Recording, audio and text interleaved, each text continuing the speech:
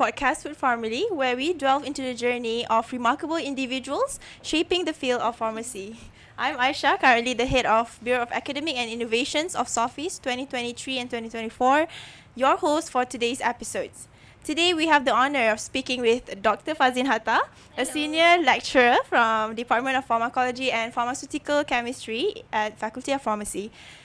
For your information, Dr. Fazleen holds a Bachelor in Genetics and Molecular Biology from University of Malaya in 2005. Prior to that, she completed her Master in Pharmacogenetics at UITM in 2009, following her PhD in Medical Science from the prestigious Karolinska Institute in Sweden, awarded in 2015.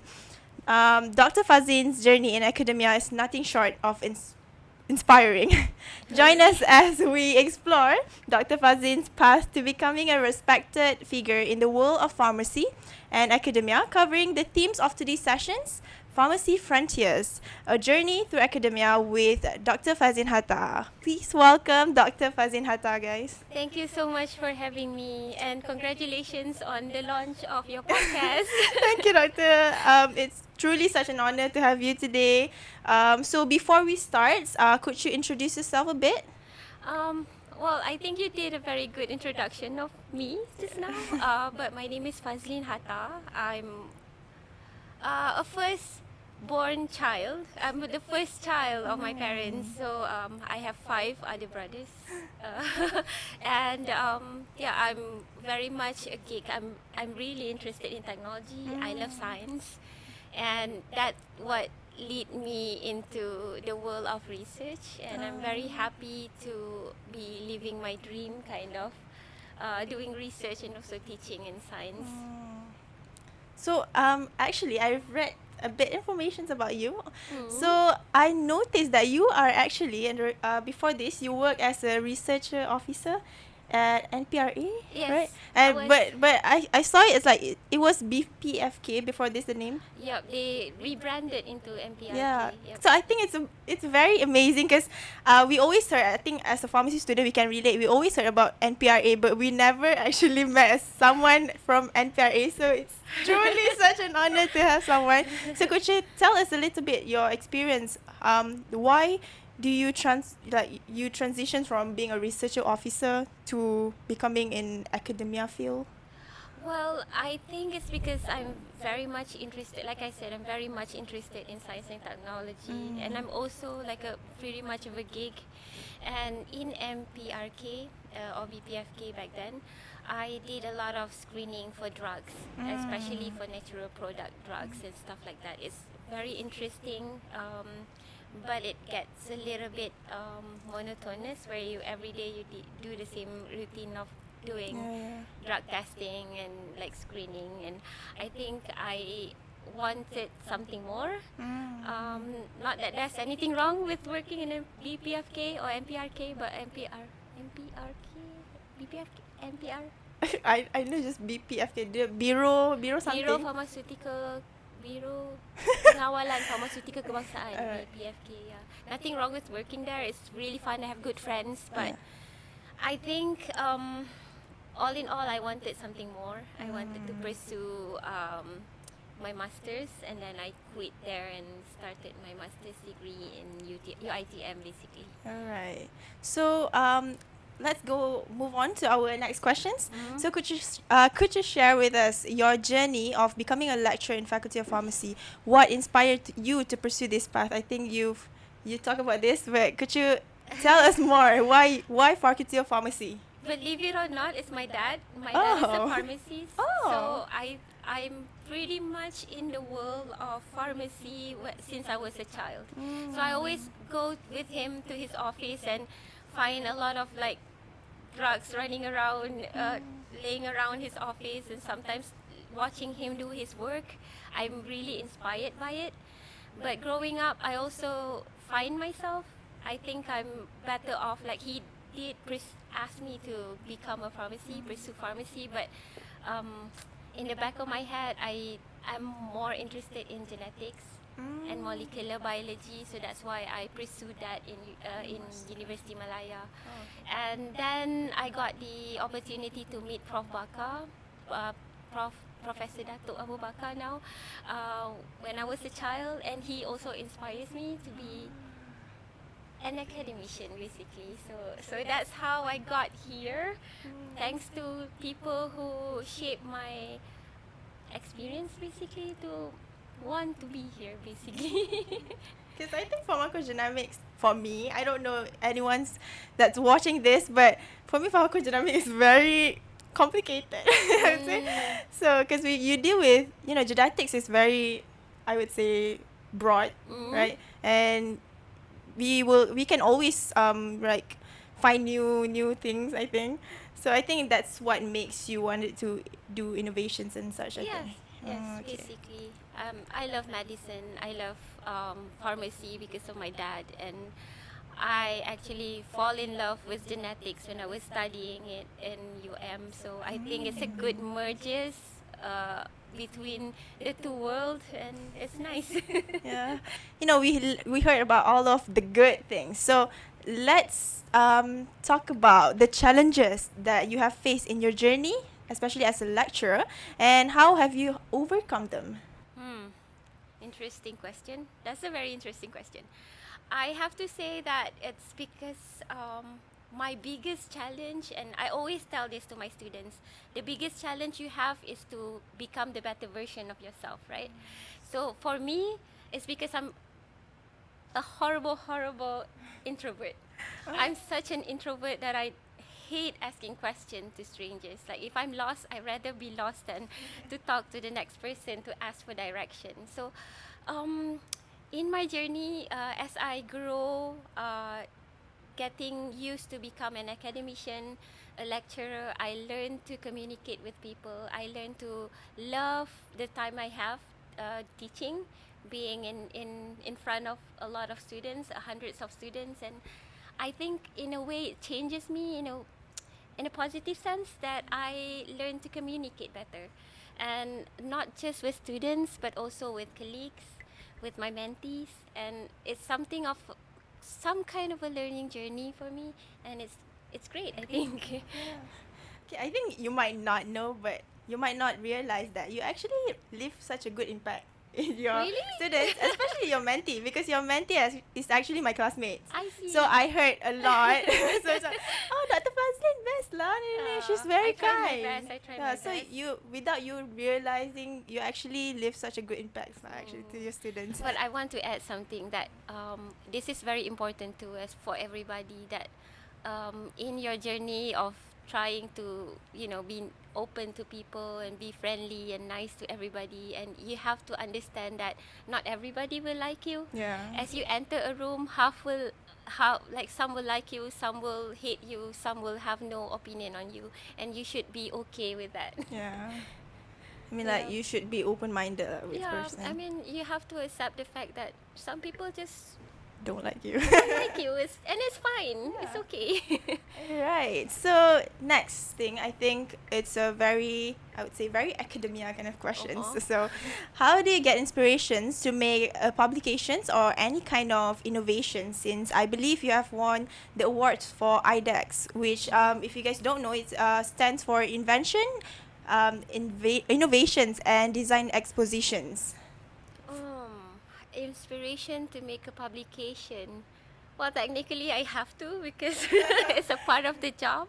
But the desire to share whatever you've learned through your experiments, through research, is something that I actually love, and I think it's a great way to have an impact on the knowledge, on the pool of knowledge, and that's why I think publication is important. But when it comes to inventions, like I said, I'm a nerd. I really love technology, so I like to experiment with different things. Why not put it out there in a competition, and have fun with it? Okay, I think I want to add a little bit in these questions. Like, when you do this publications, you do research, it requires teamwork, right? So how do you choose your team, or? Oh yes. Oh. Yes, that is very important because you need to work with people who you are comfortable with, right? So why not choose the people you work with? Okay, so in your opinions, like, how do you like actually, sometimes in faculty, right, as a student, sometimes the lecturer choose our group. So do we have to adapt, or do we have the stand to actually say that, oh, we have to work with someone that we can work with? You know, sometimes when life gives you lemon, you make lemonade. I mean, in situations like that, it's a part of the learning process. You have to adapt to the environment, right? And you have to make best with what you have. I also sometimes are put in that situation where I have to work with people that I am not so comfortable working with, but you have to make the best of it, and we have to just embrace the fact that people are different, and just try to be the best version that you can to them, and for them to be able to be the best version of themselves as well. Or push each other, I don't know. Yeah, I think I really like the quote that you gave, like, when when life give you lemons, you make lemonades. I think we can do that. Probably we can do that as our tagline after this. All right, so let's move on to our next questions. So, how do you balance your responsibilities as a lecturer with other aspects of your life? With other aspects of my life, like being a wife or something like that, a daughter. Other than being a lecturer. I see. Well, it's not that difficult if you. I think I'm a firm believer in time management. The best thing that you can do is to work the best that you can within the time where you have to work, but then allow yourself to rest, and be yourself with your friends, with your family, with your cat at home, when it's not working time. There's no point. There was a point in my life where I worked so hard, um, regardless the time, regardless this weekend or not, and it doesn't work that well for me. I got burned out, and it's hard to perform when you're in that situation. So I think the best is to try to balance that. When you have to work hard, and then leave the work for tomorrow. Yeah. So you always will allocate times with your family, with Oh your yes, cats. yes. For coffee with friends, that's important. So the next questions is, what are some of the most rewarding aspects of being a lecturer in the field of pharmacy? The rewarding aspect. Okay, I think for me is when I have students that have graduated that still talks to me Oh, okay. and still comes to me and tell me how they are doing in their career, and for me that's amazing, and I love that. And I still have a few of my FYPs that are still talking to me, and sometimes invite me for coffee, for example, and that's amazing. So you don't find it like, macam, you're taking my time? No. No, it's nice. It's nice to have someone that still appreciates you. Okay. So next questions. I think we are very fast. So how do you approach teaching to make the subject engaging and accessible to your student, as well as providing relevant and current knowledge to your students? Mm. How do you make the class very interesting? I don't know if my class is interesting. I just went to your classes now. That was my first class with you, and I think it's good because at first I was when I saw the slide, it was like 117.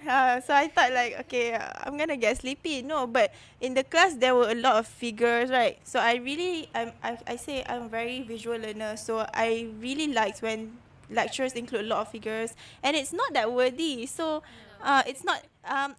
I didn't feel sleepy at all, Oh, even good. though I slept at Thank 3. God. I slept at 3 yesterday, but I still can manage to Okay, go good to on. So how do you make that? I learned this the hard way because I was once a very shy person and I was not confident at all. And I think the most important thing is to be confident, to tell the story as if you're telling a story. It's not reading a slide, it's just trying to make people really believe in whatever you're telling. So I think that's important. So in terms of the how do you provide the relevant update? You have to keep yourself up to date. There's no option there, because when you're teaching, it's important for the students to get the most update and current information, basically. Yeah, I think it's not just a role for a lecturer. I think a students also needs to, know the update. Yeah, actively find information. Yeah, especially in as well. pharmacy fields, because there will always be changes like macam dose. I don't know. I don't know. But It's true. yeah. Okay, next questions is, can you describe a particularly memorable or impactful moment in your teaching career? Impactful moment in my teaching career. That's a very tough question. It's a good one, but a very tough one. I think I love it when I have students that come to me and ask me question about the lecture that I give. So sometimes they will come, Doctor, I just don't understand this. Can you explain a little bit more? It's a validation that they trust me with the information, and I think I love that moment. Yeah.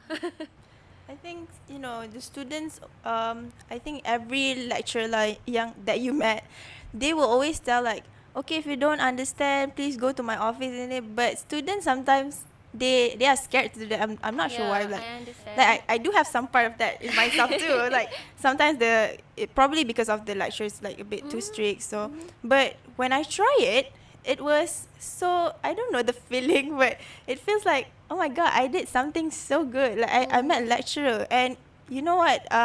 The content that they give you is much more deeper than what you get in your lecture, and as well as, you know, they are not just like trying to, I don't know, like they explain in terms of the topics, but they will like try to strengthen the best our basics. Yeah, Yeah. especially we always forgot about our Yeah, I basic. think it's a good validation that you're doing something that that the students are listening as well. So it's good. So how do you like encourage the students to go and meet the lecturer? Ask question. Don't just be shy. I don't know. That I don't know. Maybe. Yeah, I don't know. It depends. It also depends on the lecturers. Some of them prefer that you try to find the information yourself and stuff like that. But for me, that is the validation. Okay, I think we can move on, sadly, to our last questions. So, what advice would you give to those considering a career in academia, especially, I think, as a pharmacy field is very, very broad. You can be in community, like most of students wanted to be in hospitals, but you can also be in industry. That's more interesting, I'd say. But those who are considering in academia, particularly, how do you encourage them to be in here? First of all, you gave a good point there. Pharmacy is very diverse. It's very wide career. You can choose whatever you want. But for those who wanted to have a career in academia, I would say you need to have a very high level of interest when it comes to spreading information, learning new things, doing research, because being a lecturer is not just teaching, but it's also doing research and publishing. It's a lot of other things as well.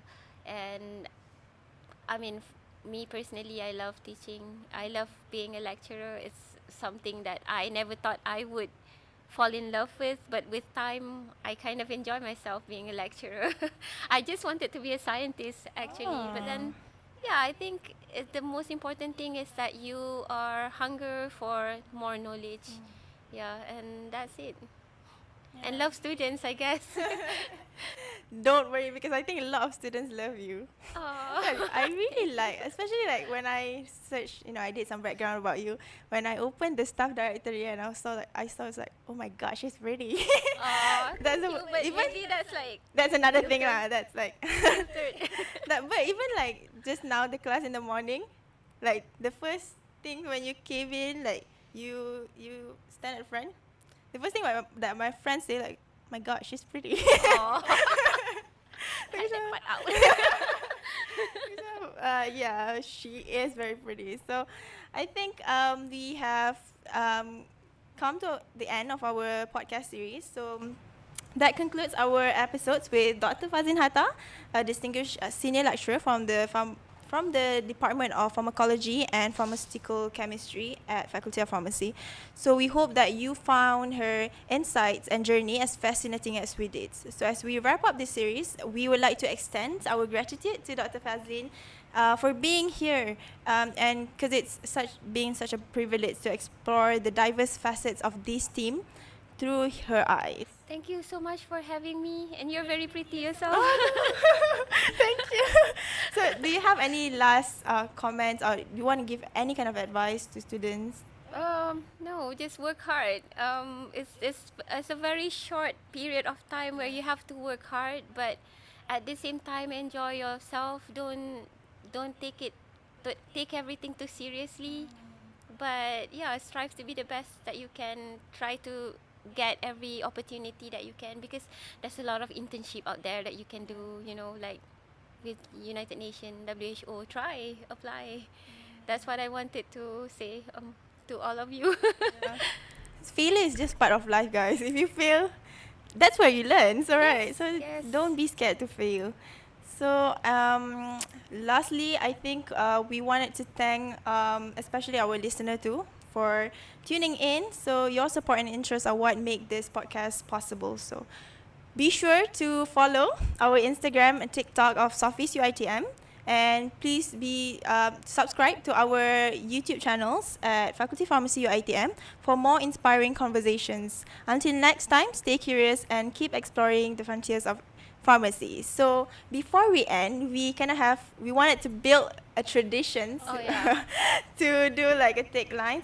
Podcast with Pharmily, where conversations spark beyond pharmacy world. Thank you, everyone.